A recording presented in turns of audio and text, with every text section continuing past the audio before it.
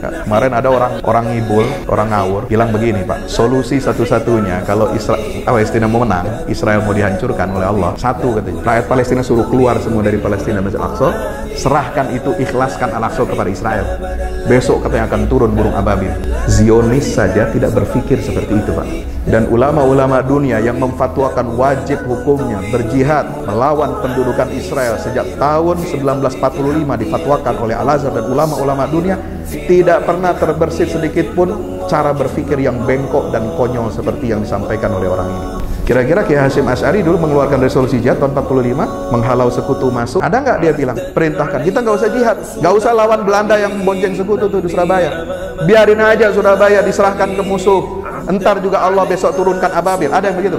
Hanya orang dungu dan tolol yang mengatakan seperti itu. Dan itu berarti tanda dia orang tidak mengikuti sunnatullah. Kita diperintahkan oleh Allah berjuang. Berarti dia telah menentang firman Allah yang mengatakan qatiluhum yu'adzibhumullah. Kenapa kalian capek-capek memerangi orang yang melakukan agresi kepada kalian? Untuk Allah menimpakan siksanya kepada mereka dengan tangan-tangan kalian. Kalian tuh harus usaha, kalian harus berjuang, jangan cuma diam mau keluar lagi hijrah. Goblok banget itu orang suruh hijrah. Itu firman Allah, ini mau ditentang. La haula wala quwwata illa billah.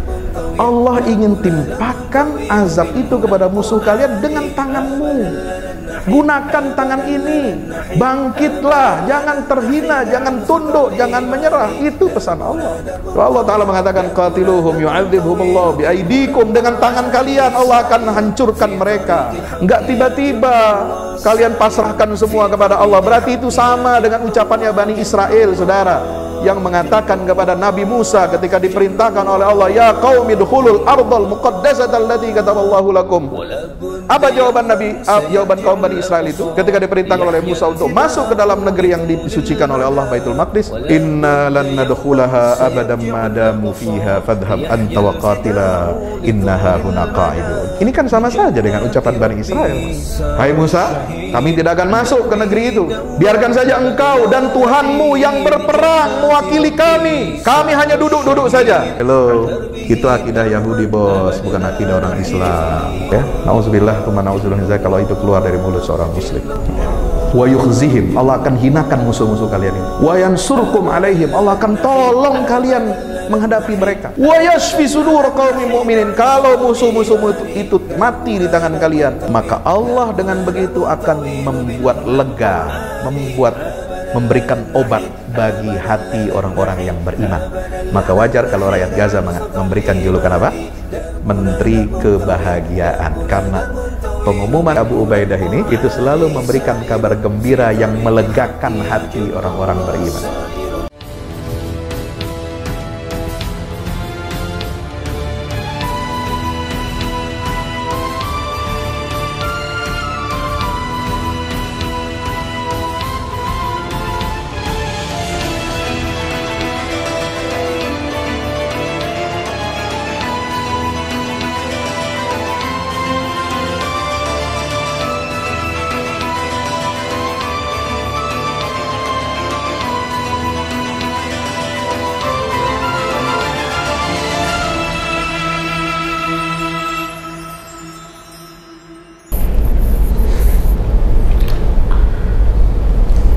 Bismillahirrahmanirrahim. Assalamualaikum warahmatullahi wabarakatuh. Alhamdulillahi rabbil alamin wal aqibatu lil muttaqin wala udwana illa 'alal zalimin. Asyhadu an la ilaha illallahul malikul haqqul mubin wa asyhadu anna Muhammadan abduhu wa rasuluhu al mab'uts rahmatan lil alamin. Allahumma shalli wa sallim wa barik alaihi wa ala alihi wa ashabihi wa man tabi'ahum bi ihsanin ila yaumiddin. Usi nafsi wa iyyakum bittaqwallah, ittaqullaha haqqa tuqatih wa la tamutunna illa wa antum muslimun. Hadirin jamaah kaum muslimin dan muslimat yang insyaallah dimuliakan Allah Ta'ala, alhamdulillah siang hari ini kita masih diberikan nikmat kekuatan, nikmat taufik hidayah dari Allah Subhanahu wa Ta'ala. Mari kita bersalawat salam kita sampaikan kepada junjungan kita baginda Rasulullah Muhammad sallallahu alaihi wasallam. Allahumma salli ala Muhammad wa ala alihi wa ashabihi ajma'in. Bapak Ibu hadirin jamaah Masjid Al-Ikhlas, sebagaimana kajian rutin kita pada Rabu ketiga, kita akan mengkaji tafsir, dan insya Allah siang hari ini kita akan bawakan dua ayat, yaitu surah At-Taubah ayat 100 dan surah Al-Fath ayat 29 tentang keutamaan sahabat-sahabat Rasulullah SAW, terutama as-sabiqun al-awwalun. Allah Ta'ala berfirman di surah At-Taubah ayat 100. Silakan dibuka mushafnya, digital atau yang dicetak. A'udzubillahi minasyaitonirrajim. Bismillahirrahmanirrahim. Was-sabiqunal awwaluna minal muhajirin wal ansar walladzina tabauhum bi ihsanin radhiyallahu anhum wa radu an wa a'adda lahum jannatin tajri tahtaha al-anharu khalidina fiha abada dzalikal fawzul azim. Allah memuji di ayat 100 surat At-Taubah ini orang-orang yang terdahulu, yang pertama-tama masuk Islam dari kalangan muhajirin dan ansar, dan orang-orang yang mengikuti mereka dengan baik, mengikuti jejak-jejak mereka, as-sabiqun al-awwalun. Yang pertama masuk Islam itu baik dari kalangan muhajirin dan ansar, serta orang-orang yang mengikuti mereka dengan baik, maka Allah ridho kepada mereka dan mereka pun ridho kepada Allah Subhanahu wa ta'ala. Bukan hanya keridhaan yang mereka dapatkan, kepuasan yang Allah berikan untuk mereka, tanda bahwa Allah menerima iman mereka, menerima keislaman mereka, menerima jihad dan pengorbanan mereka, tetapi keridhaan itu diwujudkan oleh Allah dengan bagaimana? A'adda lahum jannatin. Allah akan berikan, persiapkan untuk mereka surga-surga. Tajri tahtahal anhar, yang mengalir di bawah surga-surga itu sungai-sungai, khalidina fiha abada, di mana mereka akan kekal di dalamnya selama-lamanya. Itulah kemenangan yang sangat besar. Kalau kita berbicara tentang as-sabiqun al-awwalun, bukan hanya kita ingat memori kita kepada 4 khulafaur rasyidin. Tidak, karena as-sabiqun al-awwalun bukan hanya 4 orang khulafaur rasyidin itu, atau 10 orang yang dijamin masuk surga oleh Rasulullah SAW. Tetapi ada satu tokoh yang akan saya bawakan di sini, yaitu pejuang yang sangat luar biasa, yang bermental baja, yang memiliki keimanan yang kuat, pengorbanan yang luar biasa untuk Allah dan Rasulnya. Dialah orang yang dijuluki oleh Rasulullah SAW sebagai aminu hadhil ummah, orang kepercayaannya umat Rasulullah ini. Sebab kata Nabi SAW dalam hadis, inna likulli ummatin aminan, wa aminu hadhil ummah Abu Ubaidah binul Jarrah. Setiap kaum, setiap umat pasti memiliki orang yang dipercaya, dan orang kepercayaan umatku ini, kata Rasulullah, adalah sahabatku yang bernama Abu Ubaidah ibnul Jarrah radhiyallahu anhu, semoga Allah meridainya. Kemudian ada keutamaan Sayyidina Abu Ubaidah radhiyallahu anhu ini, ya, yang bernama aslinya itu adalah Amir bin Abdullah Al-Fihri Al-Qurashi, sebagaimana diungkap oleh Sayyidina Umar bin Khattab. Pernah Umar bin Khattab ketika beliau melewati sebuah perkampungan, pemukiman, yang dimana pemukiman itu terdapat rumah-rumah yang besar, yang megah, istana-istana yang dilalui oleh Sayyidina Umar yang setelah ditaklukkan oleh kaum muslimin. Umar bertanya sebagai khalifah kepada para sahabatnya, wahai para sahabat Rasulullah, ketika kalian melihat rumah-rumah dan istana yang megah ini, apa harapan kalian kepada Allah? Kira-kira Bapak Ibu kalau ngelihat rumah mewah, megah, gede, itu kira-kira doanya apa kepada Allah? Hah? Mau apa? Nah, tentu kita pengen berharap apa? Rumah dengan isinya. Ya, rumah dengan isinya itu ya termasuk perkakas, termasuk apa namanya, arkanul bait, ya, termasuk barangkali juga istri dengan anak-anak gitu.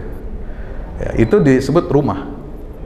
Maka para sahabat Rasulullah menjawab pertanyaan Umar bin Khattab, khalifah itu, Amirul Mukminin, wahai khalifah, seandainya kami punya rumah seperti itu yang besar, maka kami memohon kepada Allah dan berharap agar seisi rumah itu dikaruniakan oleh Allah berupa harta, emas, dirham, dinar yang banyak yang memenuhi rumah itu, kemudian kami gunakan semuanya untuk infak di jalan Allah Subhanahu wa taala dan untuk perjuangan jihad fisabilillah. Kira-kira jawaban gini mantap apa tidak? Assalamualaikum. Halo. Bapak, kira-kira jawabannya mantap nggak itu? Ada yang punya cita-cita begitu nggak kira-kira? Itu isinya semua perbendaharaan harta, ya, mau emas batangan ya, berapa ton gitu ya kira-kira ya. Ada berangkas lagi mata uang asing yang banyak jumlahnya, ya. Itu cita-cita sahabat itu adalah supaya harta yang seisi rumah itu digunakan untuk apa? Di jihad di jalan Allah. Kira-kira bagus nggak jawaban itu? Istimewa ya. Tapi kata Umar, kalau saya pengennya lain katanya. Umar bin Khattab jawab apa? Saya pengennya lain. Loh kenapa? Apakah nggak hebat? Seisi rumah itu isinya harta, dinar, dirham, ya, emas batangan. Semuanya kita gunakan untuk jihad fisabilillah, menegakkan agama Allah, mengusir penjajah yang zalim kepada umat Islam. Iya, betul kata Umar bin Khattab. Tapi saya ada satu permintaan yang beda dengan kalian. Apa bedanya? Saya berharap kepada Allah dan saya memohon seisi rumah itu dipenuhi oleh laki-laki yang perkasa seperti karakternya Abu Ubaidah ibnul Jarrah. Seperti siapa? Abu Ubaidah ibnul Jarrah, orang kepercayaan yang ditunjuk oleh baginda Rasulullah Muhammad sallallahu alaihi wasallam. Barangkali kita kebingungan, Pak. Kenapa harus pengen ada orang begitu? Kenapa nggak uang aja? Kan kita bisa bikin orang, menciptakan orang itu dengan uang. Ternyata jawaban Umar memang cerdas.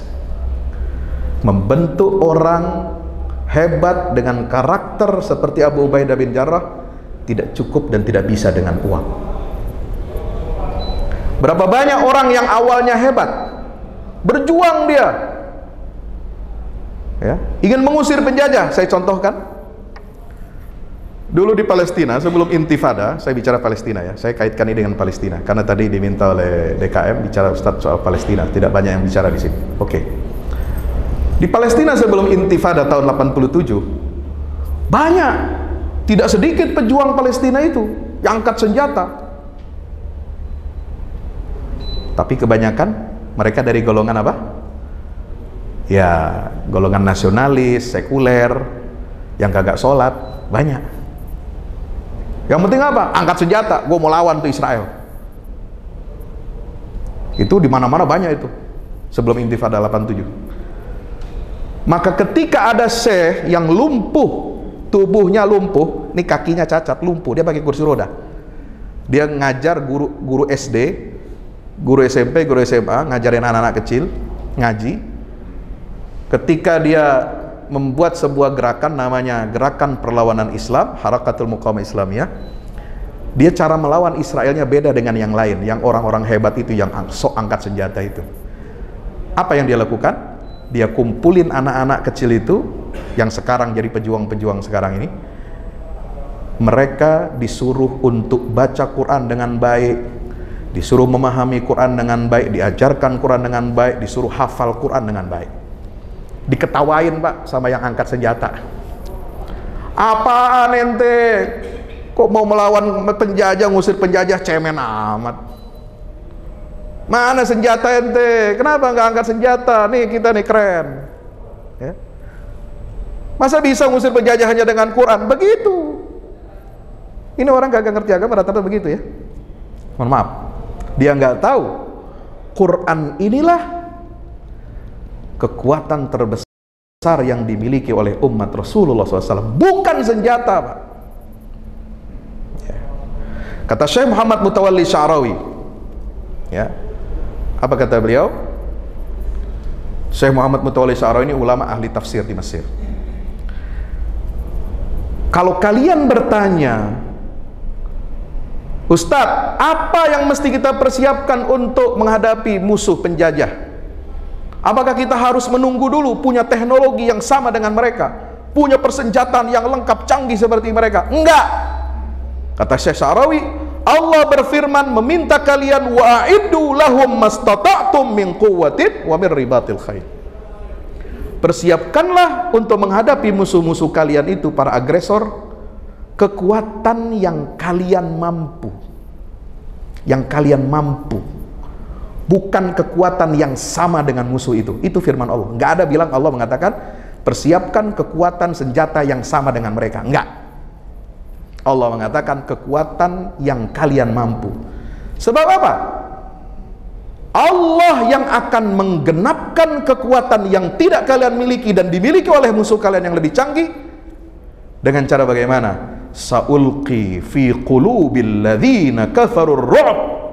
Sebagaimana Allah firmankan kepada Nabi SAW di perang Badar, aku akan masukkan ke dalam hati orang-orang kafir rasa takut.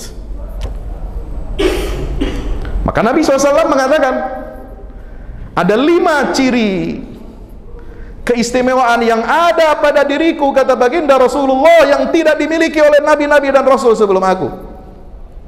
Salah satunya disebutkan oleh hadis sahih itu, nusirtu birru'bi masirata syahrin. Aku diberikan kemenangan oleh Allah dengan adanya rasa takut pada diri orang-orang kafir itu sebelum terjadinya perang 1 bulan sebelumnya. Orang kafir sudah takut. Kalau Allah sudah menanamkan rasa takut itu, kenapa? Karena adanya ketakwaan pada diri kalian kaum muslimin. Maka Allah akan menjadikan senjata yang ada di tangan mereka itu, mereka yang ketakutan, mereka yang kocar-kacir, lari seperti yang kita lihat sekarang di jalur Gaza. Berapa ratus tank Mirkava yang paling canggih di dunia, modern itu di dunia. Ya, Indonesia nggak sanggup beli itu, Pak. Mahal itu. Lapis baja yang namanya Panther, kendaraan lapis baja mengangkut tentara itu, yang kokoh, berapa ratus yang sudah dihancurkan oleh pasukan mujahidin di Gaza, Palestina itu. Kalau Allah sudah tanamkan ke dalam mereka rasa takut, maka senjata-senjata yang ada di tangan mereka akan diberikan oleh Allah kepada kalian, akan jadi ghanimah rampasan perang kalian. Ya. Makanya Umar berpesan kepada setiap mujahidin yang akan maju ke medan tempur, iyyakum wal ma'asi, hati-hati, jangan sekali-kali kalian berani berbuat maksiat. Ya. Kalian dimenangkan oleh Allah bukan karena senjata kalian yang banyak. Kalian dimenangkan oleh Allah bukan karena logistik yang kuat.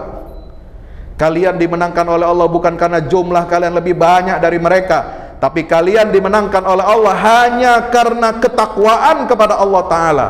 Itu yang tidak ada pada musuh kalian. Ya. Kalau kalian jumlahnya, tenaganya, senjatanya sama dengan musuh, tapi kalian juga bermaksiat kepada Allah seperti mereka bermaksiat, habis kalian. Ya. Ini kata siapa? Amirul Mukminin Umar ibnul.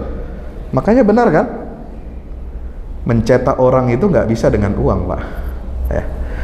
Karena banyak pengalaman di Palestina itu, berapa banyak orang dulu mengangkat senjata, ya, mencibir seorang syekh yang tua renta, yang lumpuh kakinya, ngajarin anak baca Quran supaya bisa melawan Israel, dicibir, dicela.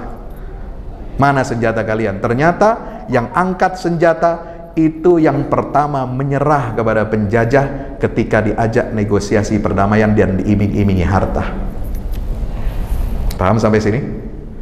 Tapi orang yang diisi dengan hatinya dengan Al-Quran, diisi dengan akidah yang kokoh, akidah yang kuat, hubungannya dengan Allah kuat. Kata anak Palestina, ya, saya kemarin ada beredar videonya di medsos, luar biasa itu, saya sampai mengucurkan air mata ya melihat video itu. Dia bilang apa? Benar, kami di Palestina, di Gaza sekarang ini terputus dari dunia luar. Makanan diputus, minuman diputus, pasokan listrik diputus, ya. Internet bahkan diputus supaya tidak bisa mengabarkan kekejaman dan kebrutalan Israel ke dunia internasional. Tetapi satu-satunya yang tidak bisa mereka putus hanya apa? Hubungan kami dengan Allah Subhanahu wa ta'ala. Benar kami capek, benar kami lelah, benar kami kesakitan, tapi harapan kami kepada Allah jauh lebih besar. Dan Allah tidak akan meninggalkan hamba-hambanya telantar begitu saja.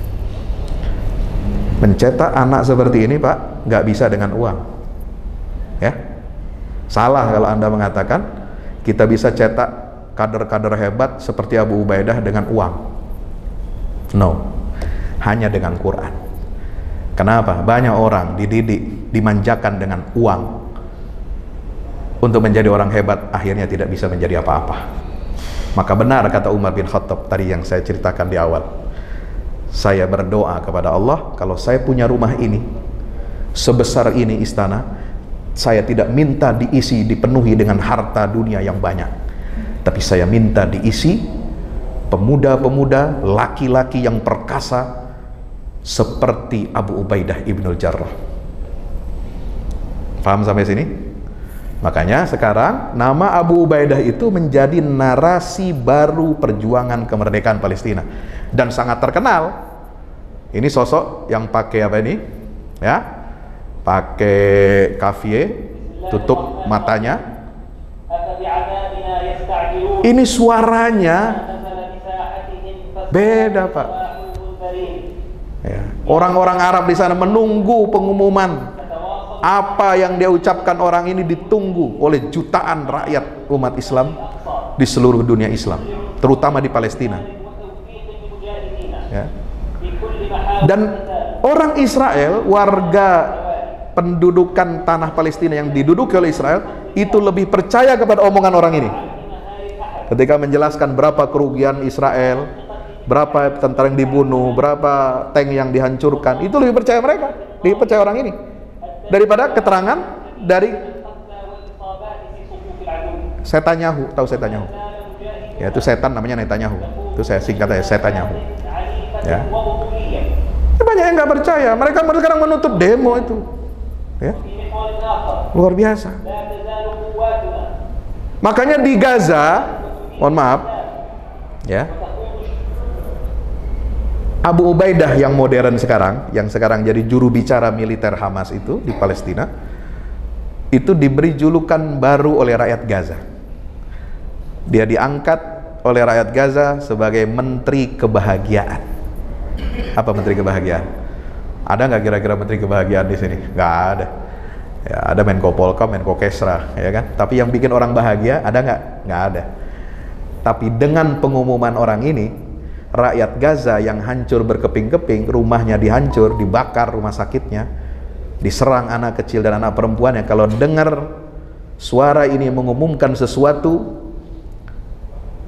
rakyat Gaza dan doa orang-orang yang mendoakan, yang mensupport rakyat Gaza di seluruh dunia itu merasa apa?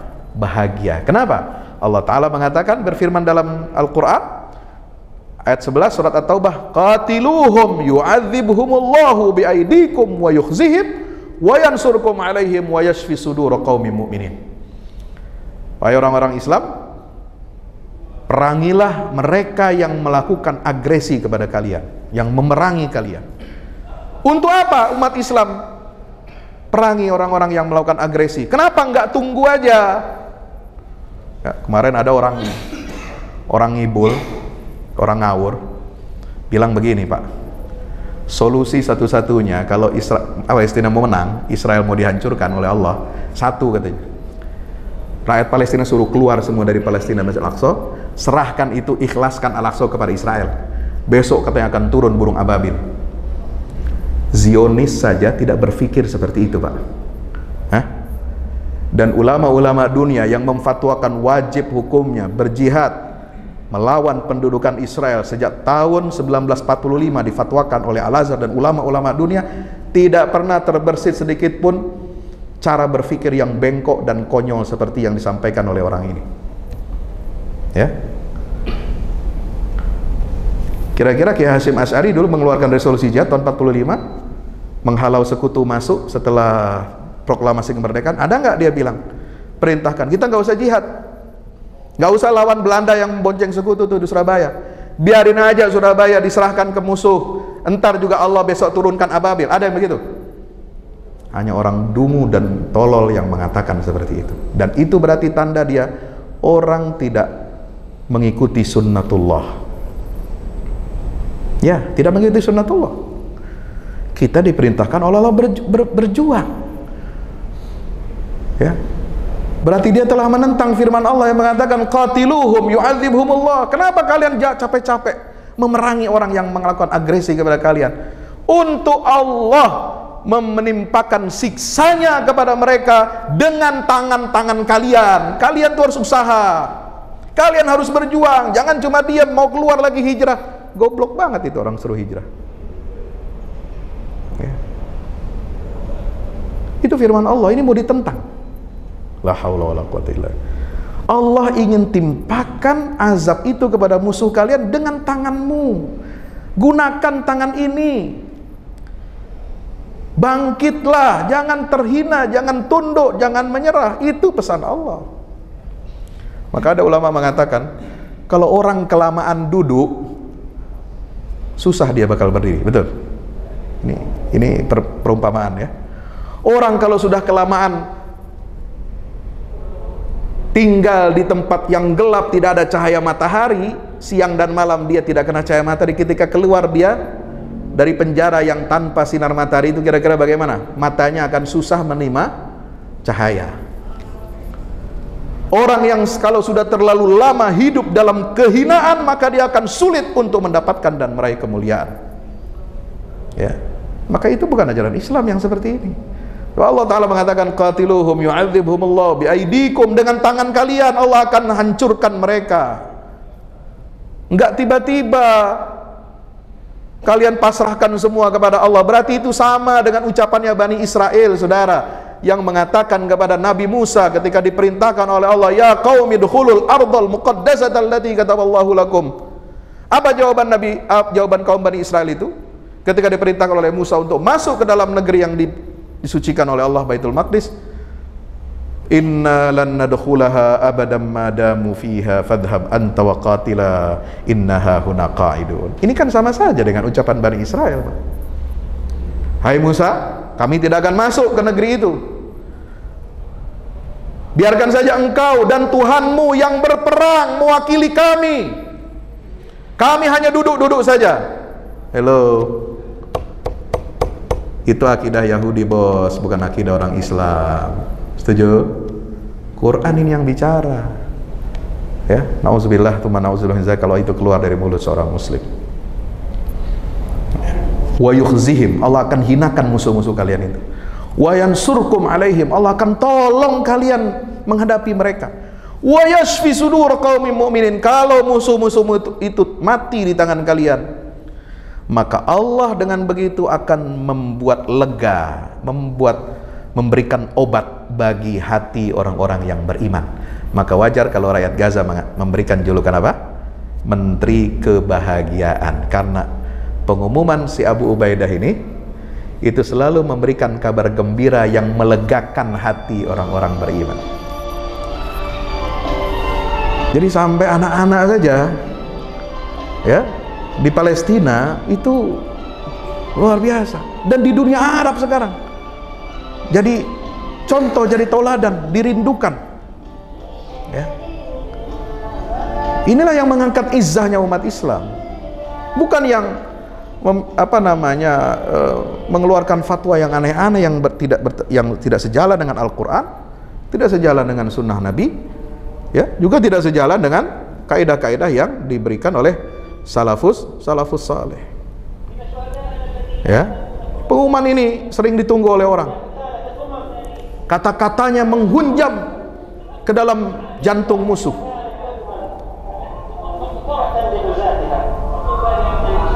Ya.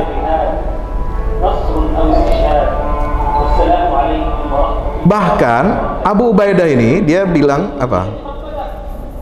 Kita baru tahu bahwa di dalam Taurat dan Talmudnya orang Yahudi itu ada nubuat yang ditulis di dalam Taurat Talmud mereka itu, bahwa kekuasaan Israel itu tidak pernah melewati masa 80 tahun atau 8 dekade. Dan ini baru kita tahu dari omongannya siapa? Abu Ubaidah. Ini semua dikonsep dengan rapi, dirancang dengan riset, ya, bukan hanya omong-omong asal-asal ngomong, asal ngalor ngidul. Ini pengumuman ini bahasanya fusha, bagus, kata-katanya indah, pilihan bahasanya itu luar biasa kuat. Kita aja yang paham ngerti bahasa Arab, belajar dari kecil sampai ubanan sekarang, ini kata-kata ini lebih hebat daripada orang Arab biasa kebanyakan. Ya, kemudian ayat Qur'annya dilantunkan fasih, hadis-hadisnya, dan juga mengerti sejarah. Mereka riset ini pasukan di Gaza ini untuk apa? Memberikan intimidasi kepada tentara Israel. Kalian jangan macam-macam. Usia kalian sekarang, sejak kalian diakui sebagai negara ilegal oleh PBB sejak tahun 48, sekarang baru 75 tahun. Dan 75 tahun itu berarti apa? Sekarang Anda memasuki masa dekade yang ke-8. Dan itulah laknat 8 dekade yang akan menimpa kalian sebagaimana yang tertulis dalam kitab-kitab kalian. Coba bayangkan, gimana nggak goncang tuh Israel tuh, Pak.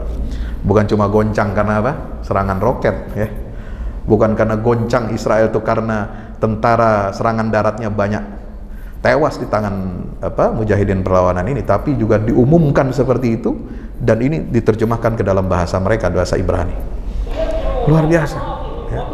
Silahkan kalian begini, subhanallah. Jadi Bapak Ibu rahmati Allah, kita janganlah mengambilkan banyak sekarang narasi-narasi yang mengadu domba, yang melemahkan perjuangan saudara-saudara kita di Palestina, dan yang sangat berbahaya kalau kita tidak ingatkan saudara-saudara kita ini mulai mencederai dan memfitnah, ya, jati diri para pejuang yang ada di Palestina. Jadi fitnah ini berbahaya. Kenapa? Untuk melemahkan dukungan umat Islam. Banyak fitnahnya. Saya sudah tulis tuh di portal-portal kabar berita Islam. 6 narasi Zionis yang menjadi tulang punggung serangan-serangan terhadap karakter atau pembunuhan karakter bagi para mujahidin Palestina. Dan itu semua diulang-ulang, seperti kaset diulang-ulang, ya, karena gurunya sama, sanadnya sama, itu sampai Israel, sanadnya sama. Ya, kalau saya sih nggak mau saya dengerin lagi tuh ocehan-ocehan itu. Kenapa? Gue udah dapat sanad yang paling tinggi dari Israel langsung. Tentara Israel, juru bicaranya yang ahli bahasa Arab, jago Pak bahasa Arabnya Pak. Keturunan Irak, lahir di Irak, Yahudi nih. Ini Yahudi keturunan Yahudi Irak. Ya, dari kecil dia bisa bahasa Arab, tapi dia agama Yahudi. Bapak ibunya Yahudi. Ya, itu namanya Avichai Adrai. Pangkatnya letnan kolonel. Ya, itu kalau ke Indonesia dikasih sorban, dikasih peci putih, dikasih gamis, dikasih jenggot, dicium tangan ente. Mustad itu namanya. Ya, narasinya Zionis bahaya sekali, mengadu domba, haram demo bela Palestina, haram mendukung pejuang Palestina karena akan menentang ulil amri. Nggak ada urusannya ulil amri di Indonesia ikut mendukung kok. Menteri-menteri ada hadir dalam aksi bela Palestina, bela Al-Quds, ya. Kok bisa mengatakan yang demo mendukung Palestina itu dikatakan bugot, halal darahnya. Itu kan mulut busuk, Pak. Nauzubillah min zalik. Saya tidak ingin mengulang kaset-kaset itu. Saya ingin menyampaikan bahwa kita seharusnya berterima kasih, ya. Kita diwakili, harga diri kita umat Islam itu diwakili oleh para pejuang di Palestina. Ini untuk apa? Untuk merebut Masjidil Aqsa. Maka Zionis itu tahu bagaimana caranya melemahkan. Mereka bukan hanya siapkan senjata, logistik untuk memerangi rakyat Palestina, umat Islam dan Kristen juga di Gaza, di Palestina. Diserang juga. Gerejanya, sekolahnya yang dibangun oleh misionaris Kristen dihancurkan. Karena Gaza ini kota tua, sudah ribuan tahun juga. Umat Kristen sudah ada juga sejak di sana sebelum ada umat Islam. Ya, penaklukan Baitul Maqdis oleh Abu Ubaidah bin. Maka Abu Ubaidah bin Jarrah ini adalah gubernur pertama Palestina, Baitul Maqdis yang diangkat oleh Amirul Mukminin Umar ibnul Khattab radhiyallahu anhu. Ya. Sehingga apa? Israel tahu ini bahaya ini kalau pejuang ini diberikan dukungan moral dari seluruh dunia. Dan apalagi dari negeri-negeri Islam. Pokoknya harus dihancurkan karakternya, dibunuh karakternya pejuang. Ini kan bahaya, Pak. Apa namanya, istilahnya itu karakter assassination terhadap pejuang. Sama seperti Anda tidak akan rela kalau pejuang kita dulu di Surabaya 10 November itu kita bunuh karakter mereka sebagai orang-orang tolol, orang bodoh yang apa namanya, yang mengorbankan dirinya sia-sia. Ya. Sampai itu Letkol Zionis bilang pakai ayat tuh, Pak. Wala tulku biaidikum ila tahlukah. Wah. Jangan kamu apa namanya, jerumuskan dirimu kepada kehancuran. Kalau tahu musuh lebih hebat, lebih canggih, jangan kamu coba-coba maju dan menantang musuh yang lebih hebat, karena kamu pasti mati. Nah, itu memang sengaja ditanamkan oleh musuh itu, penjajah. Supaya apa? Kita tidak melawan. Coba bayangkan, tanah dirampas. Orang yang asli penduduk itu diusir, mengungsi 8 juta di luar.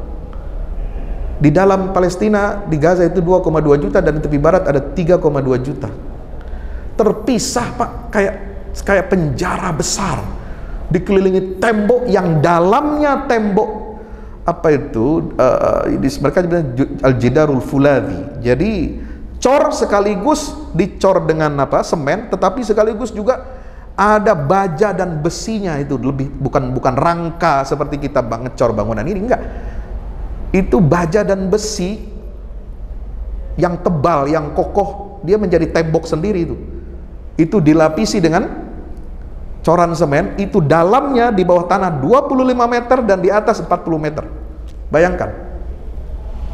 Anda yang tidak pernah ke sana dan tidak pernah menjadi warga Palestina, jangan banyak omong kalau tidak ngerti persoalan yang terjadi. Penindasan terhadap rakyat Palestina 75 tahun. Ya. Rumah mereka diambil paksa. Menodai Al-Quds setiap hari, hampir berapa minggu sekali. Tahun ini banyak sekali kejadian. Mereka mulai dari Ariel Sharon dulu merangsek masuk Masjidil Aqsa, dikawal tentara bersenjata lengkap, memprovokasi umat Islam yang sedang sholat, iktikaf diganggu, dilempari bom, dilempari gas air mata dan sebagainya. Itu sudah sering kita dengar. Kenapa? Karena mereka ingin memaksakan politik kebijakan pengambil alihan Baitul Maqdis untuk direbut mereka secara penuh, dan kalau tidak bisa secara penuh sekarang, tahap awalnya adalah dengan pembagian area Masjidil Aqsa, baik waktu dan tempat harus dibagi. Tidak boleh umat Islam semuanya yang menguasai. Gitu. Makanya terus ini kan menodai kesucian, Pak. Ini kan Al-Haramul Qudsis Syarif. Sama dengan Masjidil Haram, sama dengan Masjid Nabawi, sama dengan kota suci Makkah Madinah. Nggak boleh ada satu orang kafir pun masuk menginjakkan kaki itu, Pak. Ya. Subhanallah. Jadi Bapak Ibu dirahmati Allah, tuduhan-tuduhan seperti ini sangat, menurut saya tidak elok ya, dan tidak pada tempatnya. Ya. Menumpas kezaliman apakah hanya wajib dengan cara diplomasi? Tidak bisa. Siapa bilang? Indonesia merdeka tidak hanya dengan cara diplomasi, Pak. Perlawanan rakyat semesta, perang gerilya itu dilakukan oleh pejuang-pejuang kita. Hamas itu katanya parsial, tidak teratur, suka mengemis cari bantuan, nauzubillah. ini kok begini amat ya, apa nggak ada kasihan gitu ya, kok ngomongnya luar biasa ini ya. Mereka ini, Hamas ini bukan organisasi kemarin sore, bukan ormas kacangan ya, bukan kaleng-kaleng. Dia punya SDM yang sayap militer, ada SDM di bidang pembangunan manusia, infrastruktur, di bidang pendidikan, di bidang hukum, di bidang ini semua mereka punya. Kenapa? Karena mereka sudah mendirikan negara dan menang pemilu dan mewakili aspirasi rakyat Palestina tahun 2006. Jadi kalau dia mengatakan Hamas bukan representasi rakyat, aneh bin ajaib. Dia menang pemilu, 132 kursi parlemen Palestina, 74 dia menangkan. 74 itu berarti lebih dari setengah, ya. Sementara pesaingnya Fatah yang tadi itu, yang dulu mengejek Syekh Ahmad Yasin itu ngajarin anak baca Quran buat melawan Israel, gak ngangkat senjata, itu cuma dapat berapa? 41 kursi. Jauh kan bedanya. Jadi yang mewakili rakyat di tepi barat dan di Gaza itu adalah sekarang mereka yang melawan Israel ini, ya.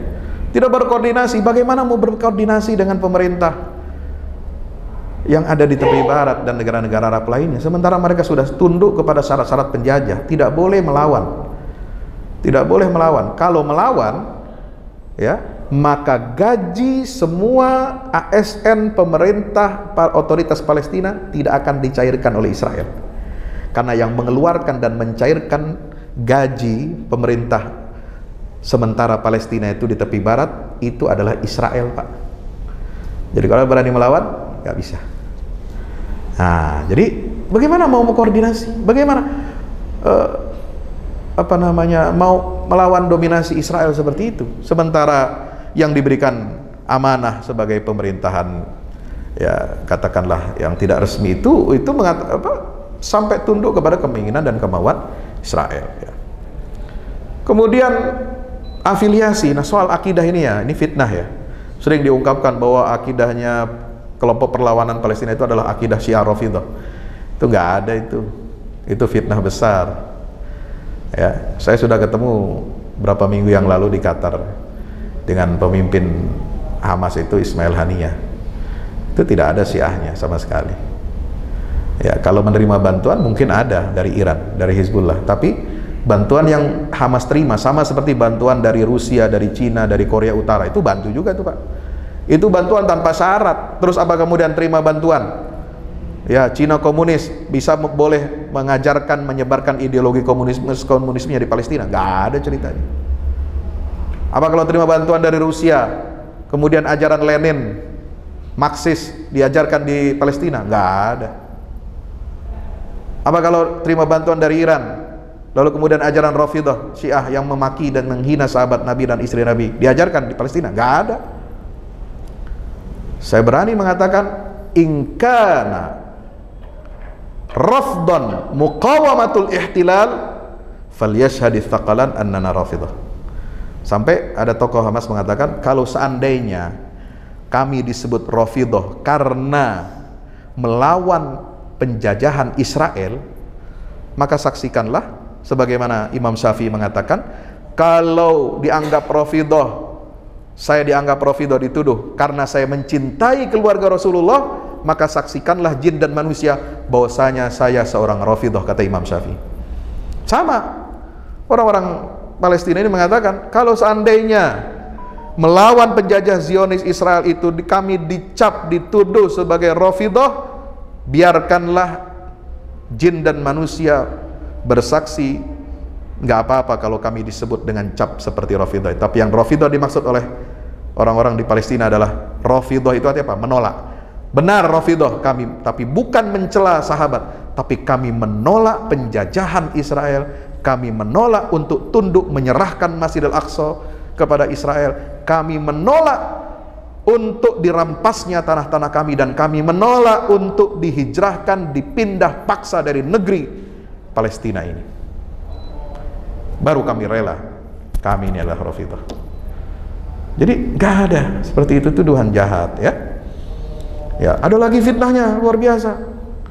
Ya, Katanya Hamas ini tidak ingin membebaskan Al-Aqsa, tapi ingin membebaskan Masjidil Haram dari kekuasaan Bani Su'ud. Loh. Ngawur sekali, jauh sekali tuduhannya. Apa hubungannya? Ya. Kalau Anda menuduh itu kepada kelompok Houthi di Yaman, Hizbullah di Lebanon, Iran, Syiah, yang selalu berkampanye propaganda menjelek-jelekkan kerajaan Saudi Arabia, keturunan Al Saud, ingin memerdekakan Masjidil Haram dan Masjid Nabawi dari kecengkraman keluarga Saudi, ya itu memang benar, itu akidahnya mereka, itu kemauannya mereka. Tapi jangan itu lalu kemudian Anda tuduhkan hal yang sama kepada Hamas di Palestina karena gara-gara mereka mendapatkan bantuan dari pihak yang ini. Enggak, saudara, bukan begitu caranya Anda menilai. Ya. Hamas itu jelas tujuannya di ADART-nya adalah untuk Palestina yang merdeka, tujuannya dari Sungai Yordan sampai Laut Mediterania, Laut Tengah, dan kembalinya batas-batas tahun 1967, ibu kota Palestina adalah Al-Quds dan Al-Masjidil Aqsa, sentral daripada kota Al-Quds Syarif yang diperjuangkan oleh mereka. Maka semua operasi militer yang dilakukan oleh Hamas sejak blokade 17 tahun terakhir itu selalu dinamai dengan apa? Al-Quds atau Al-Aqsa. Kemarin 2021 namanya operasi militernya Saiful Quds, pedang Al-Quds. Sekarang Taufanul Aqsa, badai Al-Aqsa. Dan kata petinggi Hamas di jalur Gaza, Usama Hamdan, dia mengatakan bahwa perang ini adalah perang yang menentukan, yang menjadi awal dari akhir kehancuran Zionis Israel. Dia bersumpah seperti itu. Kenapa? Ini nggak main-main lagi. Al-Aqsa udah nggak bisa terima lagi untuk terus dikangkangi, terus dinodai, terus diprovokasi, terus dijauhkan dari umat Islam. Ini harga mati dan garis merah yang tidak boleh kalian langgar. Dan tanah-tanah kami, tanah ribat, tanah suci seluruh Palestina itu adalah ardur ribat. Ya, jadi keliru hanya mengatakan oh tanah suci hanya Baitul Maqdis. Enggak. Seluruh tanah Palestina yang historis itu adalah wakaf milik umat Islam, dan itu ada dalam piagam pendirian perlawanan Palestina, dan mengatakan bahwa ini adalah ardur ribat. Ardur ribat apa? Daerah tanah-tanah yang digunakan di perbatasan untuk menahan serangan musuh. Kenapa? Karena musuh akan mencaplok Masjidil Aqsa, maka mereka harus melewati kota-kota yang ada di seluruh Palestina untuk mencaplok Masjidil Aqsa. Maka seluruh wilayah tanah Palestina itu disebut dengan ardur ribat. Itulah ardul jihad. Jihad untuk mempertahankan daerah perbatasan dari serangan musuh yang akan mencaplok Masjidil Aqsa.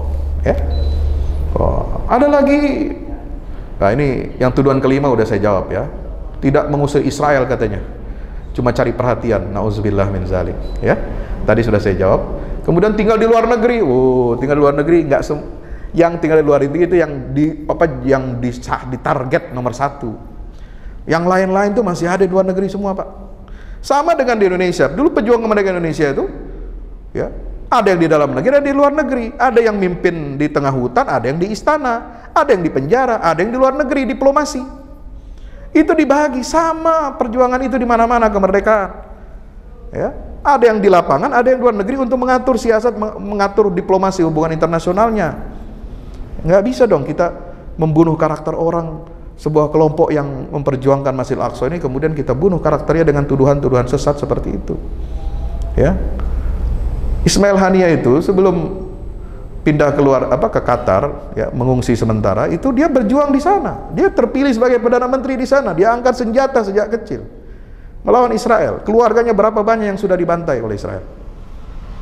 Ya. Habis dilucuti rumah-rumahnya, tanah-tanahnya keluarga beliau itu, ya. Jadi bukan orang nggak berjuang ini, Pak. Orang berjuang. Ya. Tinggal di luar negeri itu ya hanya karena tuntutan diplomasi, ya, pembagian tugas, ya. Bapak Ibu rahmati Allah Subhanahu wa taala, ini bukan kekacauan yang dibikin, tetapi justru adalah untuk menggentarkan musuh. Kenapa? Karena Allah Ta'ala mengatakan apa? Turhibuna bihi aduwallah wa aduwakum. turhibuna bihi aduwallah, supaya membuat gentar musuh, maka kita harus apa? Ya, melakukan serangan yang terukur. Jadi para pejuang Palestina ini tidak menyerang membabi buta seperti hal kelakuan Israel itu, iblis. Ya, nembaki anak-anak, menyerang rumah sakit, orang sudah ditelepon, diselebarkan pamflet suruh kosongin wilayah itu, orangnya sudah mengungsi, di jalan ditembaki juga. Ini kan kurang ajar. Nggak ada penjajahan sejahat Israel sekarang seperti sekarang ini. Ya, dulu Prancis jahat, betul, tapi tidak sejahat Israel sekarang. Inggris menjajah jahat, betul, tapi tidak sejahat sekarang Israel. Ya, Amerika membantai suku Indian asli, jahat, tapi tidak sejahat seperti ini. Luar biasa kejahatannya, ya, sudah di luar batas kemanusiaan.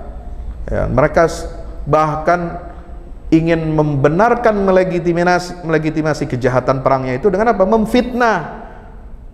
Nih katanya nih rumah sakit, nih kemarin nih baru dibom kan rumah sakit Ashifa, ini markasnya perjuangan perlawanan Palestina, maka kami harus bom, dan di dalam situ katanya itu ditempatkan tawanan-tawanan Israel. Hello, lucu sekali Anda itu, ya. Ini sudah dibantah, mana ada tawanan itu dirahasiakan, tidak ada di situ. Ya, Hamas itu punya markas di bawah tanah, dia bangun karena Gaza itu sempit, Pak, 360 km persegi, semuanya di benteng seperti tadi yang saya katakan. Terus mau bagaimana? Nggak mungkin dia bikin pertahanan atau markas di atas tanah, dia harus ada di bawah tanah, dibangun itu markas militer, dan untuk menyimpan senjata-senjata peluru-peluru, roket-roket yang untuk diarahkan kepada Israel itu, ya. Pak Ibu yang rahmati Allah, jadi ini narasi baru perjuangan Palestina ini terinspirasi dari sahabat Abu Ubaidah ibnul Jarrah, ya, yang beliau itu ikut perang Badar. Abu Ubaidah ini ikut perang Badar dan membunuh bapaknya sendiri di perang Badar yang kufur kepada Allah. Coba bayangkan, kan nggak mungkin kalau orang yang imannya biasa-biasa saja, ya, dia berani melawan orang tuanya angkat senjata memerangi umat Islam. Kemudian di perang Badar itu Abu Ubaidah ini berhadapan dengan bapaknya langsung, dibunuh. Kenapa? Karena dia melakukan agresi kezaliman kepada umat Islam. Maka Allah turunkan satu ayat di surah Al-Mujadilah, la tajidu qauman yu'minuna billahi wa rasulihi yuwadduna man haddallaha wa rasulah. Ya. Kamu wahai Muhammad SAW tidak akan mendapati kaum yang beriman kepada Allah dan Rasulnya. Tidak boleh orang beriman kepada Allah dan Rasul itu mencintai orang-orang yang menentang Allah dan Rasul.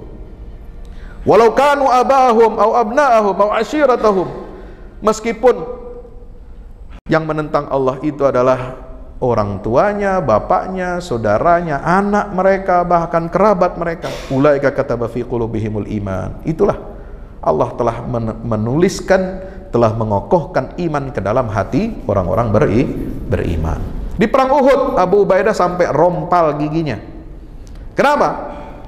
Ya, karena beliau menahan dua arah serangan musuh yang ditujukan kepada Rasulullah, sehingga dia terkena pukulan, ya, sehingga giginya rompal. Tapi Nabi mengatakan, begini, tidak ada yang lebih indah jika kehilangan gigi melebihi indahnya gigi Abu Ubaidah. Jadi kalau Bapak sakit gigi, kemudian giginya bolong, ya, giginya bolong nih, kan jelek tuh, kelihatan kalau bolong kan, kalau nggak ditambal lagi. Ya, tapi Anda bisa menghibur diri dengan mengatakan apa? Tidak ada gigi yang lebih, ya, indah jika kehilangan gigi melebihi indahnya gigi Abu Ubaidah. Kita masih mending di bawahnya beliau, belum apa-apa dibandingkan Abu Ubaidah, ya. Nah, maka itu Abu Ubaidah ini banyak sekali jasanya kepada Islam, kelembutan hatinya, kepercayaannya yang dimiliki oleh Rasulullah SAW, ya. Kemudian kata Nabi SAW ketika ditanya oleh Amr bin As, ya Rasulullah, siapa orang yang paling kau cintai ya Rasulullah? Apa jawab Nabi? Ya, Aisyah. Lalu siapa ya Rasulullah? Dari golongan laki-laki, Abu Bakar, bapak mertuanya. Ya Rasulullah, siapa lagi? Abu Ubaidah ibnul Jarrah. Coba, 3 orang ini disebut oleh Nabi. Siapa yang paling dicintai oleh Rasulullah? 1, Aisyah, istri beliau. Kemudian bapak mertuanya, Abu Bakar Siddiq. Dan kemudian Abu Ubaidah, ketiga yang terakhir disebut oleh baginda Rasulullah SAW. Sehingga wajar Sayyidina Umar ya memberikan kepercayaan kepada Abu Ubaidah bin Jarrah dan memuji akhlak kepemimpinan Abu Ubaidah. Saya berharap kalau ada rumah diberikan oleh Allah kepada saya, dipenuhi rumah itu oleh orang-orang seperti Abu Ubaidah ibnul Jarrah.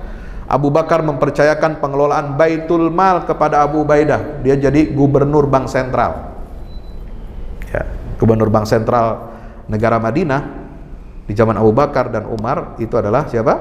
Abu Ubaidah. Kenapa? Saking dipercayanya orang ini ya, amanah ya, aminu hadhil ummah ya. Juga beliau itu nggak segan meletakkan jabatan kalau memang di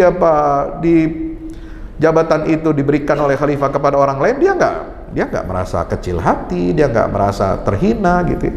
Itulah akhlak ketakwaannya siapa? Pernah itu terjadi ketika beliau dengan Amr bin As ya, sehingga Abu Bakar Siddiq khalifah pertama memuji beliau sebagai orang yang paling lembut dan ramah ya, tidak membalas kezaliman orang, suka memaafkan orang ya, suka menyambungkan tali silaturahim, dan amat sayang kepada orang-orang beriman. Ruhama'u bainahum, seperti di firman Allah surat Al-Fatah ayat 29, asyidda'u 'alal kufar, dan keras terhadap kaum kafir. Itu tidak ada orang yang lebih seperti itu, melebihi siapa? Abu Ubaidah ibnul Jarrah. Dan pesan Umar bin Khattab sebelum beliau wafat, ketika beliau ditikam oleh orang Majusi Persia, Abu Lu'lu'ah ya, karena dendam kepada Umar bin Khattab, karena Umar bin Khattab yang menaklukkan Persia, Majusi Persia, penyembah api. Maka ada seorang Persia pura-pura masuk Islam, namanya Abu Lu'lu'ah. Dia menyamar jadi muslim dan menjadi budaknya Al-Mughirah. Maka kemudian Abu Lu'lu'ah ini menjalankan misi untuk balas dendam bangsa Persia atas penaklukan Persia di tangan kaum muslimin. Ketika sholat subuh, Khalifah Umar bin Khattab mengimami sholat subuh, dia ada di belakang Umar bin Khattab ya, kemudian dia tikam Umar ketika memimpin sholat, dan pisau yang digunakan untuk menikam Umar itu beracun, sudah diberikan racun, ditanam racun, sehingga beliau sangat sakit parah. Dan ketika beliau tersadar, apa pesan beliau? Apabila ajal menjemputku dan Abu Ubaidah masih hidup, aku pasti akan memberikan kekhalifahan ini kepadanya. Ya, tapi karena Abu Ubaidah sudah meninggal duluan dalam peristiwa wabah Ta'un Amwas tahun 18 Hijriah, maka beliau tidak bisa menyerahkan kekhalifahan ini kepada Abu Ubaidah karena beliau sudah mati syahid terlebih dahulu. Maka Umar membentuk tim 6 yang terdiri dari sahabat-sahabat senior untuk ya memimpin komite pemilihan khilafah, lalu terpilihlah Sayyidina Utsman ibnu Affan radhiyallahu anhu. Saya kira itu. Beliau ini dikenal sebagai penakluk negeri Syam ya, juga pemimpin atau gubernur Baitul Maqdis, dan beliau wafat tahun 18 Hijriah ya, mati syahid. Kenapa? Karena terinfeksi wabah Ta'un. Jadi hadis-hadis yang berkaitan dengan bagaimana umat Islam menghadapi penyakit menular, itu semua mengacu kepada hadis-hadis yang diriwayatkan oleh Abu Ubaidah dan Abdurrahman bin Auf yang menyaksikan bagaimana ganasnya wabah Ta'un Amwas itu di negeri Syam, yang menyebabkan gubernur Abu Ubaidah bin Jarrah itu kemudian mati syahid. Kenapa? Karena Rasulullah SAW mengatakan siapa orang yang mati karena wabah Ta'un ya, dan menerima takdir Allah dengan ikhlas, dia tidak menggerutu, dia terima dengan ikhlas takdir Allah ya, dan meninggal dalam keadaan beriman, dia, kata Nabi SAW, mendapatkan pahala mati syahid ya. Ini nasihat-nasihat Abu Ubaidah ada di beberapa kitab yang saya himpun. Ini makamnya Abu Ubaidah di distrik Al-Jarrah. Distrik Al-Jarrah itu ada di seberang, kalau saudara datang ke Masjidil Aqsa Itu berupa bukit, gundukan bukit yang tingginya kurang lebih 20 meter dari tanah biasa ya, di luar Masjidil Aqsa. Nah, kalau kita melihat dari Masjidil Aqsa itu di seberangnya itu ada perbukitan. Nah, itu ada perbukitan namanya Jabal Zaitun, Bukit Zaitun, karena di situ banyak tumbuh pohon zaitun. Nah, di situ ada distrik Al-Jarrah. Ya, ada masjid, disitulah tempat makamnya Sayyidina Abu Ubaidah Ibnul Jarrah ya. Itu beliau wafat usia 58 tahun pada tahun 18 Hijriyah. Terima kasih atas perhatiannya, mohon maaf atas segala kurangannya. Qul qouli hadza astaghfirullah li wa lakum. Wassalamualaikum warahmatullahi wabarakatuh.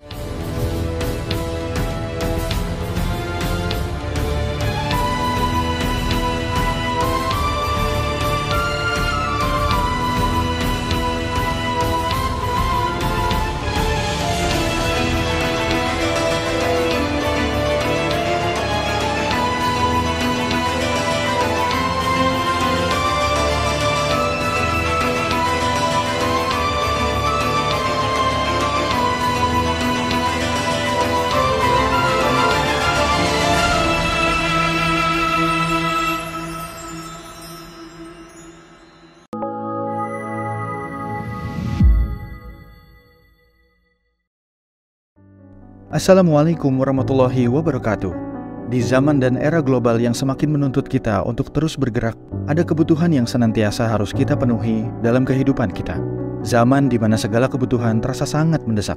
Salah satunya adalah kebutuhan sarana dakwah Al-Quran sebagai pusat peradaban. Al-Fahmu Institute hadir demi menjawab kebutuhan akan sarana dakwah Al-Quran di era masa kini. Kami melihat latar belakang yang ada untuk menjawab tuntutan seperti kebutuhan sarana dakwah Al-Quran yang meningkat di ibu kota, kebutuhan akan pusat pembibitan hafiz Al-Quran, kebutuhan pusat pengkajian Al-Quran, kebutuhan akan pusat dakwah kreatif berbasis Al-Quran, kebutuhan sarana media perekat umat Islam, ibu kota dan Indonesia, juga kebutuhan akan adanya sarana pusat kaderisasi guru tahfiz dan mufasir di ibu kota. Yayasan Al-Fahmu International Indonesia sedang membangun gedung pusat dakwah Quran yang berlokasi di Jalan Pengukiran 3, Pekojan, Tambora, Jakarta Barat. Gedung pusat dakwah Quran ini insya Allah akan menjawab tantangan dan kebutuhan akan sarana dakwah Al-Quran yang ada, seperti yang digagas oleh Direktur Al-Fahmu Institute, Kiai Haji Fahmi Salim MA, yaitu tugas peradaban kita semua adalah untuk berperan dalam menerjemahkan cetak biru peradaban, yaitu Al-Quran, dalam dunia nyata. Kami mengajak jamaah semua untuk ikut dalam perdagangan yang tidak merugi ini, sebagaimana yang disampaikan dalam Al-Quran Surat Fatir ayat 29-30, yang artinya, sesungguhnya orang-orang yang selalu membaca kitab Allah dan mendirikan sholat, dan menafkahkan sebahagian dari rezeki yang kami anugerahkan kepada mereka, dengan diam-diam atau terang-terangan, mereka itu mengharapkan perniagaan yang tidak akan merugi, agar Allah menyempurnakan kepada mereka pahala mereka, dan menambah kepada mereka dari karunia-Nya. Sesungguhnya Allah Maha Pengampun lagi Maha Mensyukuri. Gedung Pusat Dakwah Quran Al-Fahmu Institute terdiri dari 4 lantai, di mana di lantai 1 terdapat Masjid Quran Mulia, dan di setiap lantainya insya Allah diperuntukkan demi berlangsungnya tugas mulia dalam perjuangan dakwah Al-Quran.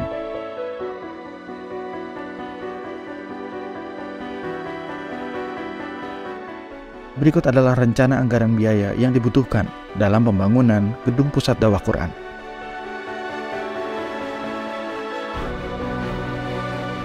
Dalam kesempatan yang mulia ini, kami mengajak jamaah semua untuk ikut dalam gerakan sedekah Lailatul Qadar di setiap malam ganjil di bulan Ramadan. Salurkan melalui nomor rekening berikut ini.